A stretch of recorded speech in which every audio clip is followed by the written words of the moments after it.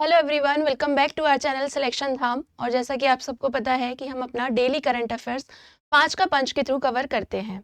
लेकिन आपकी प्रिपरेशन को और भी ज़्यादा स्ट्रॉन्ग बनाने के लिए आज से हम शुरुआत कर रहे हैं वीकली करंट अफेयर्स की, जिसमें हम पूरे हफ्ते के उन करंट अफेयर्स के क्वेश्चन को यहाँ डिस्कस करेंगे जो आपके एग्जाम्स के लिए बहुत इंपॉर्टेंट हो जाते हैं। तो फिर बस क्या है, अपने कॉपी और पेन निकाल लीजिए। चलिए शुरुआत करते हैं। तो आज हम पढ़ेंगे 16 से लेकर 21 मार्च तक के सभी इंपॉर्टेंट करंट अफेयर्स, ठीक है, और इनको हम डिटेल में डिस्कस करने वाले हैं। चलते हैं पहले क्वेश्चन की तरफ। पहला क्वेश्चन है कि भारत के 94वें और उत्तर पूर्वी क्षेत्र से पहले ग्रैंड मास्टर कौन बने हैं। तो इसका करेक्ट आंसर आपका हो जाएगा ऑप्शन डी, मयंक चक्रवर्ती। जी हाँ, मयंक चक्रवर्ती भारत के 94वें और उत्तर पूर्वी क्षेत्र से पहले ग्रैंड मास्टर बने हैं। इस बात को आपको याद रखना है। ये देखिए, ये है मयंक चक्रवर्ती और इनकी उम्र है 16 वर्ष और ये असम राज्य के पहले शतरंज खिलाड़ी हैं जिन्होंने ग्रैंड मास्टर का प्रतिष्ठित खिताब अपने नाम किया है।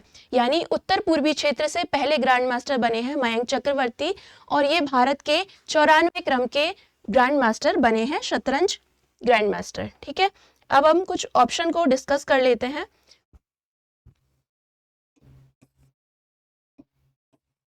देखिए, जैसे पहला ऑप्शन है राहुल वीएस। तो याद रखिए कि ये जो राहुल वीएस हैं ये हमारे भारत के 91वें ग्रैंड मास्टर बने थे, यानी कि 91st ग्रैंड मास्टर बने थे। दूसरा ऑप्शन है आर्यन वार्ष्णेय। तो ये हमारे भारत के 92nd ग्रैंड मास्टर बने थे।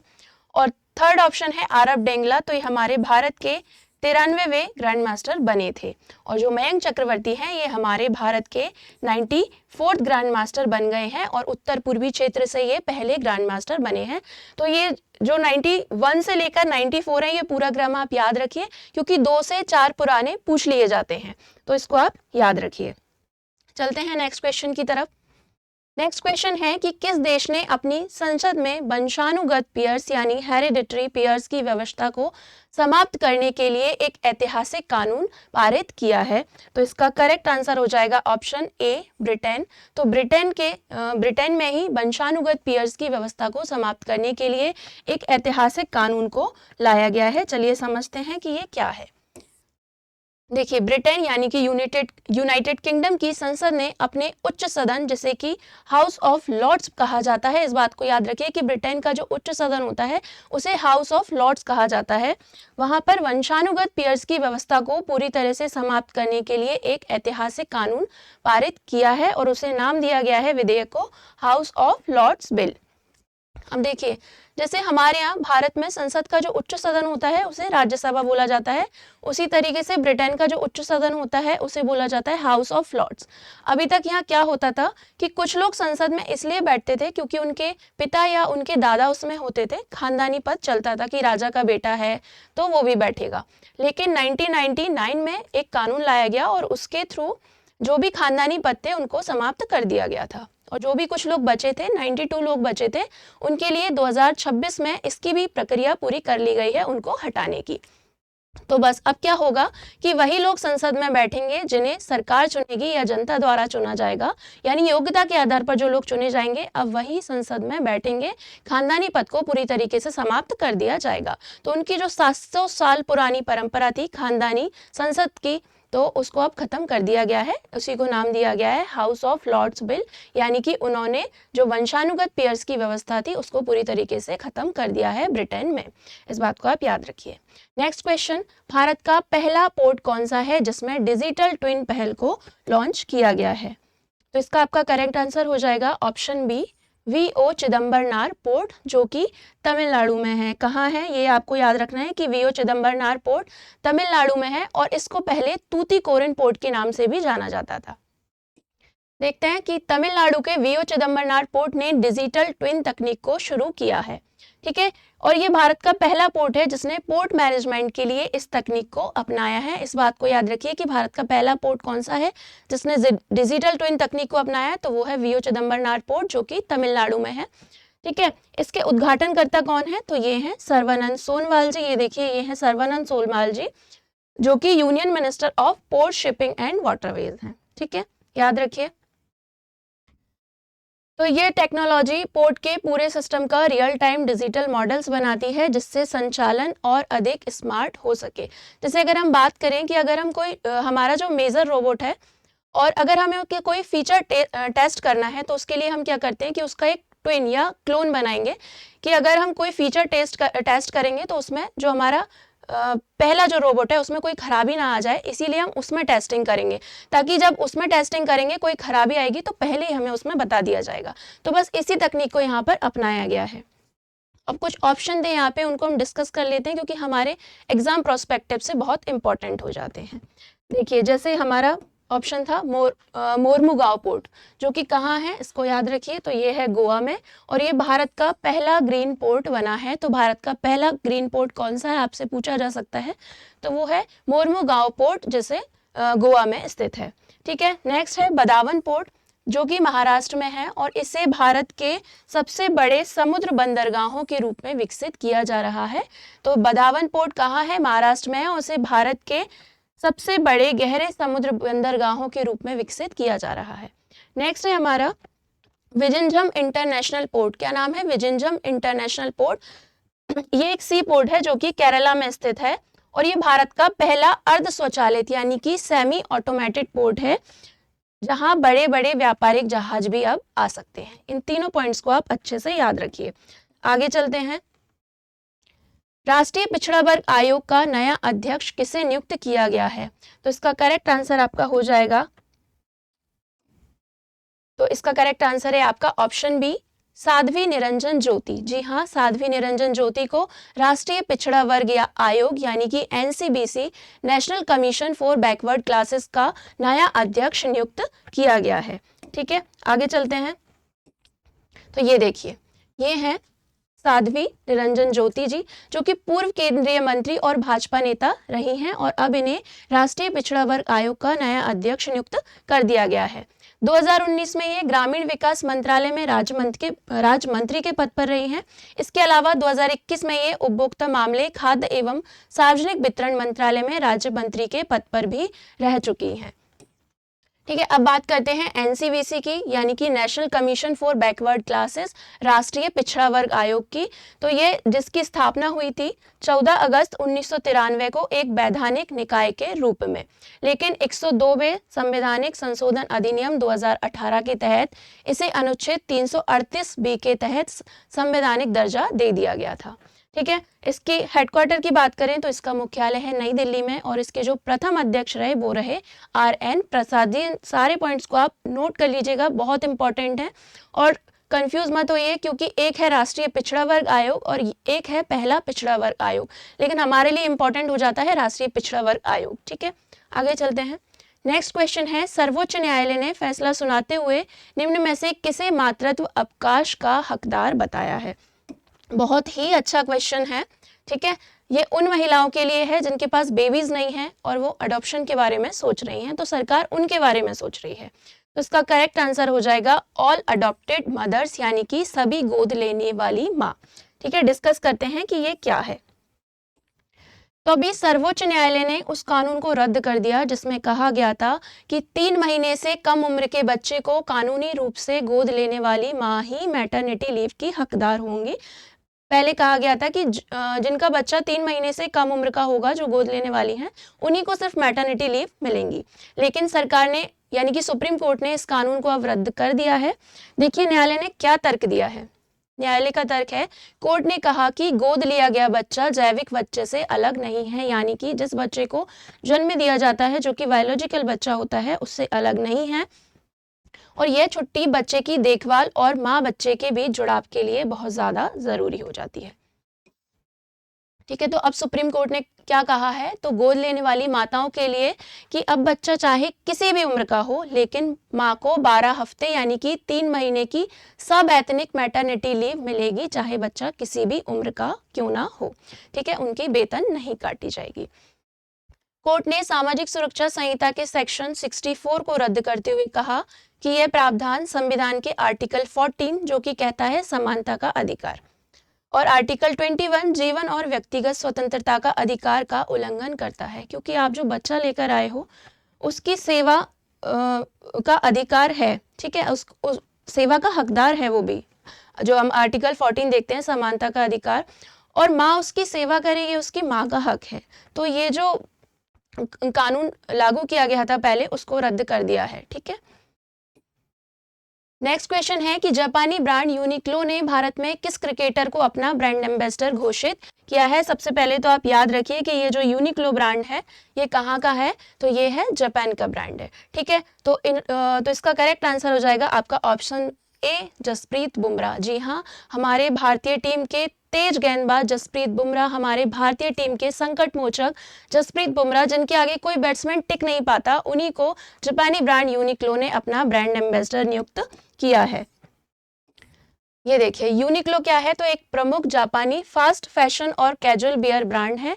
इन्होंने ही भारतीय तेज गेंदबाज जसप्रीत बुमराह जी को अपना ब्रांड एम्बेसडर नियुक्त किया है। अब देखिए कुछ और ब्रांड एम्बेसडर हैं जो आपके लिए बहुत इंपॉर्टेंट हो जाते हैं आपके एग्जाम्स के लिए, तो चलिए पहले उनको भी डिस्कस कर लेते हैं। जैसे अभी दिल्ली स्पोर्ट्स महाकुंभ यानी दिल्ली खेल महाकुंभ का ब्रांड एम्बेसडर नियुक्त किया गया था हाल ही में शिखर धवन को। ठीक है, इसके अलावा आईसीसी T20 वर्ल्ड कप 2026 के लिए ब्रांड एम्बेसडर नियुक्त किया गया था रोहित शर्मा जी को। ठीक है, इसके अलावा Adidas, TCL India, royal Stag के भी ये ब्रांड एम्बेसडर हैं इस वक्त। आगे चलते हैं, तो एजिलिटास स्पोर्ट्स के ब्रांड एम्बेसडर हैं इस time Virat Kohli ji. Bhim payments app का ब्रांड एम्बेसडर भी हाल ही में नियुक्त किया गया है MS धोनी जी को। इसके अलावा इंग्लिश प्रीमियर लीग यानी EPL के ब्रांड एम्बेसडर हैं संजू सैमसन जी। इसके अलावा PNB यानी कि पंजाब नेशनल बैंक की ब्रांड एम्बेसडर हैं हरमनप्रीत कौर, और ये पहली बार है कि ये PNB की पहली महिला ब्रांड एम्बेसडर हैं। अभी तक PNB में किसी महिला ब्रांड एम्बेसडर को नियुक्त नहीं किया गया है, इसलिए ज़्यादा इंपॉर्टेंट हो जाता है। नेक्स्ट है हरियाणा राज्य महिला आयोग की ब्रांड एम्बेसडर हैं, तो वो है शेफाली वर्मा जी। और इसके अलावा सिटी यूनियन बैंक का ब्रांड एम्बेसडर अभी हाल ही में नियुक्त किया गया है रविंद्र जडेजा जी को। इन सारे पॉइंट्स को आप अच्छे से याद रखिएगा। नेक्स्ट क्वेश्चन, किस राज्य सरकार ने हर अंडे पर एक्सपायरी डेट लिखने का आदेश दिया है। तो अभी होता क्या है कि कुछ लोग क्या करते हैं, अंडे को बहुत टाइम तक रख लेते हैं और उन्हें पुराना करके बेचते हैं, तो इसीलिए सरकार ने ये कदम उठाया है। अब कहाँ की सरकार ने उठाया है, तो इसका करेक्ट आंसर है ऑप्शन बी, उत्तर प्रदेश। तो उत्तर प्रदेश की सरकार ने हर अंडे पर एक्सपायरी डेट लिखने के आदेश दिए हैं, क्योंकि हमारे भारत में प्रोटीन का जो सबसे अच्छा सोर्स माना जाता है वो माना जाता है अंडे को ही। बाकी फॉरेन कंट्रीज वगैरह में तो बहुत सारे ऑप्शंस अवेलेबल होते हैं, लेकिन हमारे यहाँ जो मेन सोर्स माना जाता है प्रोटीन का वो अंडे को ही माना जाता है, इसीलिए उत्तर प्रदेश की सरकार ने ये कदम उठाया है। ठीक है, तो 1 अप्रैल से हर अंडे पर एक्सपायरी डेट लिखनी होगी। जिस दिन मुर्गी ने अंडे दिए हैं उस दिन की भी तारीख लिखनी होगी। ये आप इमेज में देख सकते हैं कि ये मैन्युफैक्चरिंग डेट भी लिखी हुई है जिस दिन अंडा बना, और जिस दिन एक्सपायर होगा उस डेट को भी लिखा जाएगा, ताकि कोई पुराना अंडा या एक्सपायरी अंडा ना बेचा जाए। ठीक है, तो काफ़ी इंपॉर्टेंट क्वेश्चन है, याद रखिए। नेक्स्ट क्वेश्चन, पौट्टी श्री रामुलु की प्रतिमा कहाँ स्थापित की गई है। तो इसका करेक्ट आंसर हो जाएगा आपका ऑप्शन बी, अमरावती। तो अमरावती में ही पौट्टी श्री रामुलु जो कि एक स्वतंत्रता सेनानी थे, उनकी प्रतिमा स्थापित की गई है। किसके द्वारा की गई है, तो ये की गई है आंध्र प्रदेश के मुख्यमंत्री N चंद्रबाबू नायडू जी के द्वारा। ठीक है, अमरावती के शखामुरु पार्क में स्वतंत्रता सेनानी पौट्टी श्री रामुलु की 58 फुट ऊंची कांस्य प्रतिमा का अनावरण अभी किया गया है। ये आप देख सकते हैं, ये उनकी प्रतिमा है, 58 फीट ऊंची ब्रॉन्ज की प्रतिमा है, और ये है N चंद्रबाबू नायडू जो कि आंध्र प्रदेश के मुख्यमंत्री हैं, और इन्होंने ही इनकी प्रतिमा का अनावरण किया है। ठीक है सॉरी, इसे बलिदान की प्रतिमा यानी स्टैच्यू ऑफ सेक्रीफाइस कहा गया है। आपसे एग्जाम्स में पूछा जा सकता है कि स्टैच्यू ऑफ सेक्रीफाइस किसकी प्रतिमा है, तो किसकी है, पौट्टी श्री रामुलु की। ठीक है, यह प्रतिमा अमरावती में 6.80 एकड़ के पार्क में उनकी 125वीं जयंती पर स्थापित की गई है। ये जितने भी सारे फैक्ट्स हैं आप सबको याद रखने हैं, क्योंकि आपके एग्जाम प्रोस्पेक्टिव से बहुत ज़्यादा इंपॉर्टेंट है। ठीक है, पौट्टी श्री रामुलु को आंध्र प्रदेश राज्य के निर्माण के लिए 58 दिनों के आमरण अनशन के बाद प्राणों की आहुति देने वाले अमरजीवी के रूप में याद किया जाएगा। किसके रूप में, अमरजीवी के रूप में याद किया जाता है। ठीक है, अब बात करें तो पोट्टी श्रीरामुलु ने ऐसा क्या किया था। तो पोट्टी श्रीरामुलु ने तेलुगु भाषी लोगों के लिए अलग राज्य की मांग को लेकर 15 दिसंबर 1952 को अपना जीवन बलिदान कर दिया था। ठीक है, तो इन्होंने तेलुगु भाषी लोगों के लिए एक अलग से भाषा के आधार पर राज्य की मांग की थी। ठीक है, इन्होंने 58 दिन अनशन किया, लेकिन 15 दिसंबर 1952 को 58वें दिन इनकी मृत्यु हो गई। इन्होंने अपने जीवन का बलिदान कर दिया और इसी के बाद आंध्र प्रदेश का भाषा के आधार पर गठन हुआ। भाषा के आधार पर गठित होने वाला पहला राज्य बना आंध्र प्रदेश। ठीक है, तो इसीलिए इनको अमरजीवी के रूप में याद किया जाता है। याद रखिए। नेक्स्ट क्वेश्चन है, केंद्र सरकार ने हाल ही में किस पर्यावरण कार्यकर्ता पर लगाया गया NSA हटाया गया है, नेशनल सिक्योरिटी एक्ट हटा दिया है। तो इसका करेक्ट आंसर हो जाएगा ऑप्शन ए, सोनम वांगचुक। जी हाँ, सोनम वांगचुक पर लगा NSA अभी हटा दिया गया है। क्या है ये, डिस्कस करते हैं। तो केंद्र सरकार ने एनवायरनमेंट एक्टिविस्ट सोनम वांगचुक पर लगा नेशनल सिक्योरिटी एक्ट हटा दिया है। ये देखिए, ये हैं सोनम वांगचुक जी और ये एक पर्यावरण कार्यकर्ता हैं। ठीक है, और अगर आपने 3 इडियट मूवी देखी है तो उसमें जो फुंगसुक वांगडू का जो किरदार था वो इन्हीं से प्रेरित था, इन्हीं के ऊपर बनाया गया था। तो ये वही हैं। इन्हें अभी 170 दिन से जोधपुर जेल में थे ये, और ये अब इनकी रिहाई हो गई है। ठीक है, तो ये किया क्यों गया, तो ये जो सोनम वांगचुक हैं ये लद्दाख को 6वीं अनुसूची में शामिल करने, इसके अलावा पूर्ण राज्य का दर्जा देने की मांग कर रहे थे पिछले 1 साल से। फिर इनके अनशन के दौरान 24 सितंबर 2025 को लेह में हिंसा हुई थी, जिसमें 4 लोगों की मौत हो गई थी। तो इसके बाद 26 सितंबर को इन्हें हिरासत में ले लिया गया था।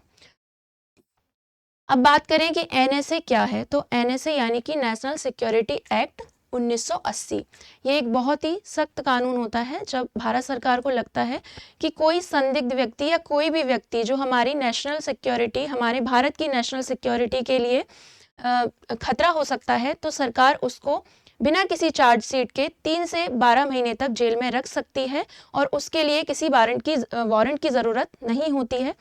इसे रासुका भी कहा जाता है, जिसमें जमानत मिलना बहुत मुश्किल होता है। तो आपको समझ आएगा कि NSA क्या होता है और अभी ये सोनम वांगचुक पर क्यों लगाया गया था, क्योंकि उन्होंने लद्दाख को पूर्ण राज्य का दर्जा देने की मांग की थी।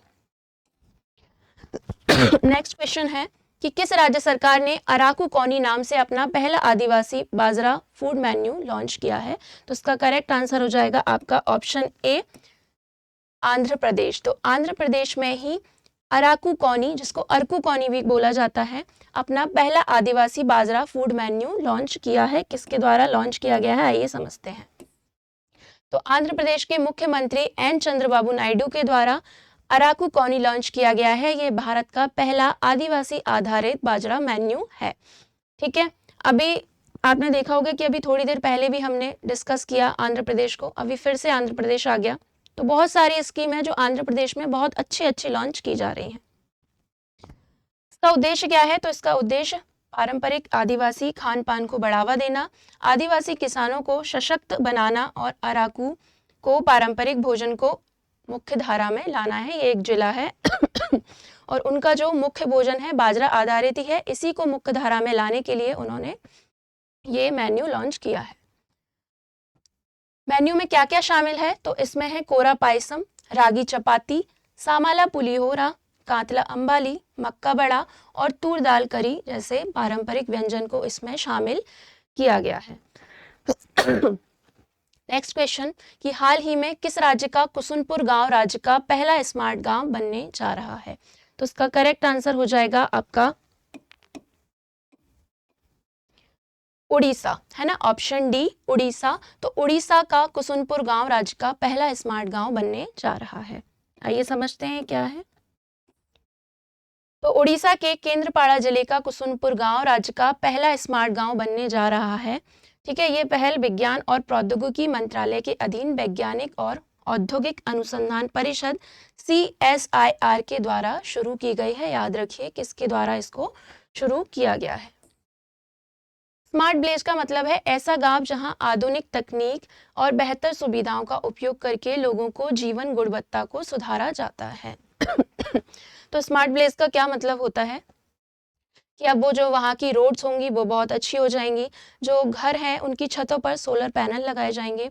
इसके अलावा वो जहाँ पानी की व्यवस्था होती है, जहाँ स्वच्छ पानी नहीं मिलता है, उनके लिए बड़ी बड़ी मशीनें लगाई जाएंगी। वहाँ जो फार्मिंग की जाएगी वो डिजिटल तरीके से की जाएगी। ठीक है, तो ये है। तो अगर लेकिन बात करें कि ऑल ओवर इंडिया में जो पहला स्मार्ट एंड इंटेलिजेंट गांव बना था, तो वो था सतनावरी, जो महाराष्ट्र के नागपुर जिले में स्थित है। ये भारत का पहला स्मार्ट एंड इंटेलिजेंट गांव बना था।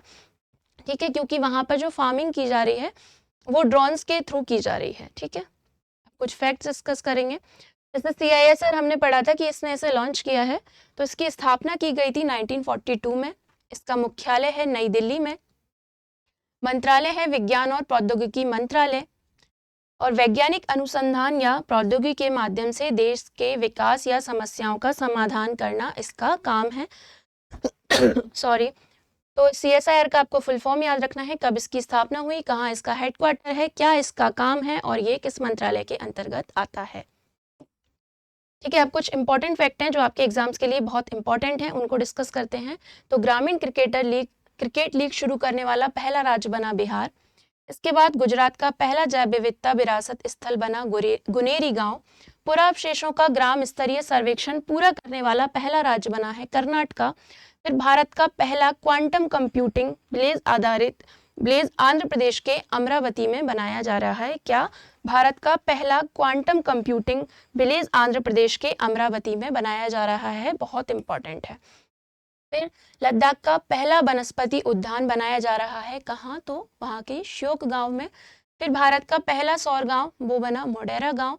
इसके अलावा मोस्ट इंपॉर्टेंट कि महाराष्ट्र के अहिल्यानगर, जिसे पूर्व अहमदनगर के नाम से जाना जाता था, उस जिले का सौंदला गांव भारत का पहला कास्ट फ्री गांव बना है। कौन सा कास्ट फ्री गांव कौन सा बना है? तो ये अहिल्यानगर जिले का सौंदला गांव भारत का पहला जाति मुक्त गांव बना है। यह आपसे पूछा जा सकता है। के अलावा महाराष्ट्र के भंडारा जिले की बेला ग्राम पंचायत भारत की पहली नेट जीरो पंचायत बन गई है। कौन सी? भंडारा जिले की बेला ग्राम पंचायत। इसके अलावा ग्रामीण घरों में हाई स्पीड इंटरनेट देने के लिए प्रोजेक्ट गंगा अभी यूपी सरकार के द्वारा शुरू किया गया है, ताकि लोगों को काफी मात्रा में रोजगार की सेवा उपलब्ध हो सके। नेक्स्ट क्वेश्चन कि गोधाम योजना हाल ही में किस राज्य में शुरू की गई है? तो इसका आपका करेक्ट आंसर हो जाएगा ऑप्शन सी, छत्तीसगढ़। तो छत्तीसगढ़ में ही अभी गोधाम योजना हाल ही में शुरू की गई है, याद रखिए। समझते हैं ये क्या है। तो छत्तीसगढ़ के मुख्यमंत्री विष्णुदेव साई, याद रखिए पहले तो कि वहाँ के मुख्यमंत्री कौन है, तो विष्णुदेव साई जी वहाँ के मुख्यमंत्री हैं। उन्होंने ही बिलासपुर जिले से गोधाम योजना का शुभारंभ किया है। ठीक है, इस योजना का मुख्य उद्देश्य बेसहारा और आवारा पशुओं को सुरक्षित आश्रय देना। अभी क्या होता है, लोग कि जानवरों से अपना काम निकल जाता है, जब वो दूध देना छोड़ देते हैं, उनके किसी काम के नहीं रह जाते हैं, तो वो बेसहारा की तरह रोड पर छोड़ देते हैं। ठीक है, तो सरकार ने इस चीज़ की ओर ध्यान देते हुए इस कदम को उठाया है छत्तीसगढ़ में कि उनके लिए बेसहारा और आवारा पशुओं को सुरक्षित आश्रय देना, इसके अलावा गायों का संरक्षण करना और ग्रामीण अर्थव्यवस्था को मजबूत करना, इसके लिए उन्होंने इस कदम को उठाया है। ठीक है, गोधाम में पशुओं को चारा मिलेगा, पानी और उपचार मिलेगा और लोगों को रोजगार भी मिलेगा। इसके अलावा प्रशिक्षण प्रदान करके जैविक खेती को बढ़ावा दिया जाएगा। मुख्यमंत्री ने घोषणा की है कि राज्य के सभी जो गोधाम है अब सुरभि गोधाम के नाम से जाने जाएंगे। किस नाम से जाने जाएंगे? अब गोधाम सुरभि गोधाम के नाम से जाने जाएंगे। इस योजना के पहले चरण में 11 जिलों में कुल 29 गोधामों का उद्घाटन किया जा चुका है। बात करें तो चरवाहों को 10,916 रुपए दिए जाएंगे। कितने? 10,916 चरवाहों को मिलेंगे और गौ सेवकों को 13,126 रुपए हर महीने मानदेय दिया जाएगा। तो ये कहाँ शुरू की गई है? छत्तीसगढ़ में शुरू की गई है गोधाम योजना, बेसहारा पशुओं को आश्रय देने के लिए वहाँ के मुख्यमंत्री विष्णुदेव साई जी के द्वारा इसका उद्घाटन किया गया है, याद रखिए। साथ ही गोबर से उपयोगी चीजें बनाने की ट्रेनिंग भी इसमें दी जाएगी। नेक्स्ट क्वेश्चन, कौन सा देश अंतरराष्ट्रीय सौर गठबंधन यानी कि इंटरनेशनल सोलर अलायंस का 118वां सदस्य बन गया है? तो इसका करेक्ट आंसर हो जाएगा आपका ऑप्शन ए, रोमानिया। तो रोमानिया जो है अंतर्राष्ट्रीय सौर गठबंधन इंटरनेशनल सोलर अलायंस का 118वां सदस्य बन गया है। ठीक है, तो रोमानिया ने दिसंबर 2023 में फ्रेमवर्क के समझौते पर हस्ताक्षर कर दिए थे, लेकिन मार्च 2026 में रोमानिया की जो राजदूत हैं, जिनका नाम है सैना लतीफ, बहुत इंपॉर्टेंट है, नोट कर लीजिए, ने भारत के विदेश मंत्रालय को अनुसमर्थन का दस्तावेज सौंपा है, जिसके बाद रोमानिया आधिकारिक तौर पर अंतर्राष्ट्रीय सौर गठबंधन का 118वां पूर्ण सदस्य बन गया है। काफी ज्यादा इंपॉर्टेंट है, इस बात को आप याद रखिए। आगे चलते हैं तो इंटरनेशनल सोलर अलायंस के बारे में जान लेते हैं। तो इसकी जो स्थापना की गई थी वो 30 नवंबर, तो इसकी जो स्थापना की गई थी वो कब की गई थी, तो वो की गई थी 30 नवंबर 2015 को COP21 सम्मेलन के दौरान। इसके बाद इसका जो मुख्यालय है वो गुरुग्राम हरियाणा में है। इसके जो महानिदेशक हैं वो हैं आशीष खन्ना जी, ये देख सकते हैं आप, ये हैं आशीष खन्ना जी। इसकी जो प्रेसिडेंट कंट्री यानी कि जो अध्यक्ष देश है वो है भारत, और इसका जो उपाध्यक्ष देश है वो कौन सा है, फ्रांस है। ये सारे पॉइंट्स आप नोट कर लीजिएगा, कई बार एग्जाम्स में पूछे जाते हैं।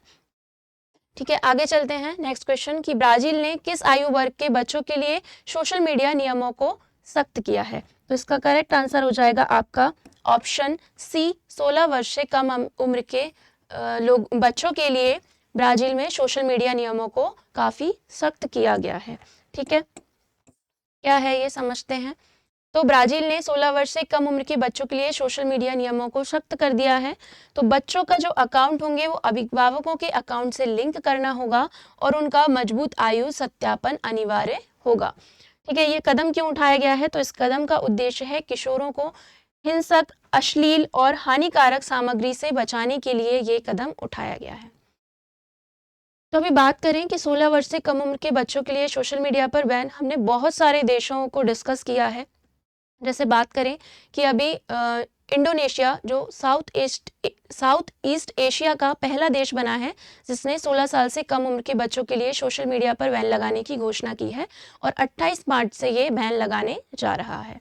इसके बाद बात करें स्पेन की, तो स्पेन यूरोप का पहला देश बना जिसने 16 साल से कम उम्र के बच्चों के लिए सोशल मीडिया पर पूरी तरीके से बैन लगा दिया है। अगर बात करते हैं तो दुनिया का पहला देश कौन सा जिसने सोशल मीडिया पर बैन लगाया 16 साल से कम उम्र के बच्चों के लिए, तो ऑस्ट्रेलिया पहला देश बना था जिसने 16 साल से कम उम्र के बच्चों के लिए सोशल मीडिया पर पूरी तरीके से बैन लगा दिया। इसके अलावा अगर बात करें हम तो भारत में बात करें तो अभी कर्नाटक ने आधिकारिक रूप से घोषणा की थी कि हम 16 साल से कम उम्र के बच्चों के लिए सोशल मीडिया पर पूरी तरीके से बैन लगाएंगे। इसके अलावा गोवा और आंध्र प्रदेश जैसे राज्य भी इस पर विचार कर रहे हैं। तो ये सभी फैक्ट्स आप याद रखिए कि अभी किस किस देश ने लगा दिया है और कौन कौन इस पर विचार कर रहे हैं। ठीक है, ये कदम उठाया क्यों जा रहा है, तो बच्चों को पोर्नोग्राफी जिसमें गलत कंटेंट दिखाया जाता है, इसके अलावा बुलिंग से बचाने के लिए कई बार आपने देखा होगा कि वो बुलिंग के शिकार हो जाते हैं, आत्महत्या कर लेते हैं। कई सारे ऐसे गेम्स भी आए थे। इसके अलावा उन्हें एडिक्शन जो लत लग जाती है उन्हें इन चीज़ों की, उससे बचाने के लिए सरकार ये कदम उठा रही है। ठीक है, नेक्स्ट क्वेश्चन है कि फ्रीडम ऑफ रिलीजन बिल 2026 किस राज्य की विधानसभा द्वारा पारित किया गया है, तो इसका करेक्ट आंसर हो जाएगा आपका ऑप्शन बी, महाराष्ट्र। तो महाराष्ट्र की ही सरकार द्वारा विधानसभा द्वारा फ्रीडम ऑफ रिलीजन यानी कि धर्म स्वतंत्रता विधेयक 2026 को पारित किया गया है। ठीक है, तो बात करें तो महाराष्ट्र विधानसभा ने मार्च 2026 में धर्म स्वतंत्रता विधेयक 2026 को पारित किया है। ठीक है, इसका उद्देश्य क्या है, तो जबरन, धोखे या विवाह के बहाने लव जिहाद धर्म परिवर्तन को रोकने के लिए वहां की विधानसभा में ये कदम उठाया गया है। देखिए, जो हमारा आर्टिकल 25 है हमें धार्मिक स्वतंत्रता का अधिकार देता है, क्योंकि ऐसा नहीं है कि आप मुस्लिम धर्म नहीं अपना सकते हैं, हिंदू धर्म नहीं अपना सकते हैं, नहीं, आप किसी भी धर्म को अपना सकते हैं। कई लोग जो हैं वो मुस्लिम से हिंदू भी बने हैं, कई लोग हिंदू से मुस्लिम बने हैं। जैसे बात करें AR रहमान जी की, तो पहले वो हिंदू थे लेकिन बाद में वो मुस्लिम में कन्वर्ट हो गए। कई लोग जो मुस्लिम थे हिंदू में कन्वर्ट हो गए, लेकिन वो नॉर्मली कन्वर्ट होना एक अलग चीज़ है, लेकिन जबरन, धोखे या विवाह के बहाने लव जिहाद करना ये बिल्कुल गलत है। इसीलिए ये विधानसभा में ये कदम उठाया गया है और उन्होंने इस विधेयक को पारित कर दिया है। ठीक है, सजा का प्रावधान कितना है, तो अवैध धर्मांतरण के लिए सजा का प्रावधान है कि 7 वर्ष तक की जेल, 7 से 10 वर्ष तक की जेल इसमें रखी गई है। इसके अलावा 1 लाख रुपए तक का जुर्माना आपको देना होगा अगर आप जबरदस्ती कन्वर्जन करवाते हैं तो इन बातों को आप अच्छे से याद रखिएगा। नेक्स्ट क्वेश्चन है, केंद्रीय गृह मंत्रालय द्वारा जनगणना 2027 के लिए किसे ब्रांड एम्बेसडर के रूप में नियुक्त किया गया है? तो इसका करेक्ट आंसर आपका हो जाएगा ऑप्शन सी, सुदर्शन पटनायक। तो ये एक सैंड आर्टिस्ट है, कई आपने इनकी सैंड आर्ट देखी होंगी और इन्हीं को केंद्रीय गृह मंत्रालय द्वारा जनगणना 2027 के लिए ब्रांड एम्बेसडर नियुक्त किया है। ये देखिए, ये हैं सुदर्शन पटनायक जी। आपने कई बार इनकी सैंड आर्ट देखी होंगी, बहुत अच्छी सैंड आर्ट ये करते हैं और इन्हें पद्मश्री पुरस्कार से भी सम्मानित किया जा चुका है और इन्हें ही जनगणना 2027 के लिए ब्रांड एम्बेसडर नियुक्त किया गया है। बात करें तो अभी हाल ही में गृह मंत्री अमित शाह जी ने जनगणना 2027 के लिए प्रगति यानी कि महिला और विकास यानी कि पुरुष नामक 2 आधिकारिक शुभंकरों का अनावरण किया था। कुछ दिन पहले हमने ये बात डिस्कस की थी कि 2 शुभंकर जनगणना 2027 के लिए अनावृत किए गए हैं, जिसका पहला है प्रगति यानी महिला और विकास यानी पुरुष। ये आप देख सकते हैं, ठीक है। और मेन इंपॉर्टेंट पॉइंट कि ये भारत की पहली जनगणना होगी जो पूरी तरीके से डिजिटल होगी, ठीक है। इसके अलावा जिसमें 2027 में जिसमें जाति आधारित डेटा भी एकत्रित किया जाएगा, ठीक है। तो कास्ट बेस्ड होगी, जिसमें उस डेटा को भी जाति के आधार पर भी डेटा को काउंट किया जाएगा। यह भारत की 16वीं जनगणना है। जो अभी इससे पहले हुई थी वो 15वीं जनगणना थी जो 2011 में की गई थी, ठीक है। आगे चलते हैं। विश्व खुशहाली रिपोर्ट 2026 के अनुसार 147 देशों की सूची में भारत की रैंक क्या है? तो इसका करेक्ट आंसर हो जाएगा 116वीं। तो विश्व खुशहाली रिपोर्ट 2026 के अनुसार 147 देशों की सूची में भारत 116वें स्थान पर है, ठीक है। बात करें तो जो 2025 में भारत का स्थान था वो था 118वें स्थान पर था भारत। कब? 2025 में 118वें स्थान पर था, ठीक है। याद रखिए कि 2025 में 118वीं रैंक थी और 2026 में भारत की जो रैंक हो गई है वो हो गई है 116। देखिए, ये जो रिपोर्ट होती है बताती है कि कौन सा देश कितना खुशहाल है। कुछ मेजरमेंट इसके लिए रखे जाते हैं जिनके आधार पर ये बताया जाता है कि कौन सा देश कितना ज़्यादा हैप्पी है, ठीक है। तो भारत को 116वां स्थान मिला है इसमें। बात करें तो फिनलैंड लगातार 9वें वर्ष दुनिया का सबसे खुशहाल देश बना है। तो फिनलैंड लगातार 9 साल से सबसे खुशहाल देशों की लिस्ट में टॉप पर है। सबसे दुखी देशों की बात करें तो 5 दुखी देश हैं, लेकिन पहला सबसे ज़्यादा दुखी देश कौन सा है? तो वो है अफगानिस्तान, क्योंकि 147 देशों की सूची थी और इसमें ये 147वें स्थान पर ही है, ठीक है। इसके अलावा कौन सा दुखी देश है? तो वो है लियोन मलावी। इसके अलावा जिम्बाब्वे, बोत्सवाना और सियरा। तो ये 5 दुखी देशों की लिस्ट है। इसके अलावा फिनलैंड इसमें टॉप पर है और भारत को 116वां स्थान इसमें मिला है। याद रखिए सारे फैक्ट्स को।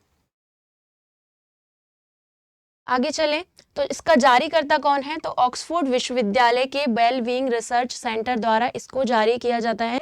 जितने भी इंडेक्स जारी किए जाते हैं उनका जारीकर्ता कौन है, अब आपसे एग्जाम्स में पूछा जाता है। तो उन सारे जो भी पॉइंट्स होते हैं, जारीकर्ता की जो लिस्ट होती है वो भी आपके लिए बहुत इंपॉर्टेंट हो जाती है, ठीक है। इसके अलावा टॉप 3 कंट्रीज़ की अगर बात करें तो ये आपके लिए बहुत इंपॉर्टेंट है। जैसे फिनलैंड टॉप पर है, इसके बाद आइसलैंड आता है दूसरे नंबर पर और तीसरे नंबर पर आ जाता है डेनमार्क। तो ये टॉप 3 कंट्रीज़ हैं जो वर्ल्ड हैप्पीनेस रिपोर्ट जो जारी की गई है उसमें टॉप 3 प्लेस पर आते हैं, ठीक है। तो फिनलैंड, आइसलैंड और डेनमार्क, ठीक है। आगे चलें तो मार्च 2026 में भारतीय भूवैज्ञानिक सर्वेक्षण ने ऐतिहासिक कालिंजर किले की पहाड़ी को किस राज्य का पहला राष्ट्रीय भू विरासत स्थल यानी कि नेशनल जियो हेरिटेज साइट घोषित किया है? तो इसका करेक्ट आंसर हो जाएगा आपका ऑप्शन ए, उत्तर प्रदेश। तो उत्तर प्रदेश के कालिंजर किले पहाड़ी को राष्ट्रीय भू विरासत स्थल अभी घोषित किया गया है।